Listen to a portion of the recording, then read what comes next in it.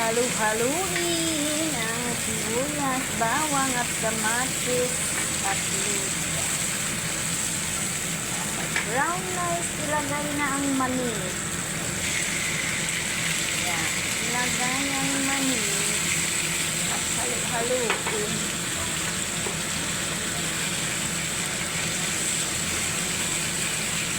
Hayaan natin ganyan.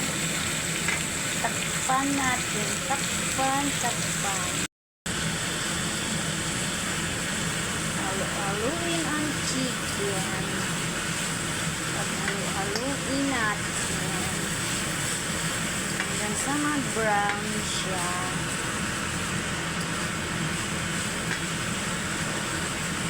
Halu-haluin ng mahilo sa kakahalo.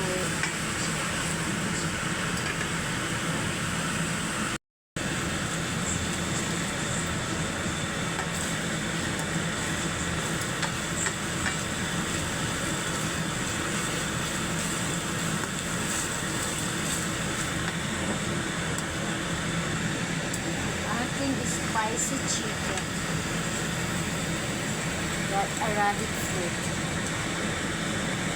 And we need to put agad.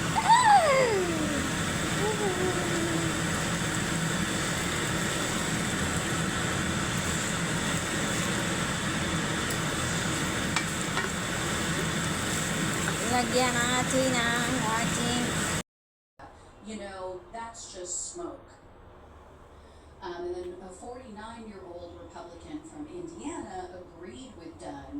There's a guy named Todd Wellman. He wrote in J.D. Vance in the 2024 election, so he did not vote for Trump, but he still did vote for a Republican.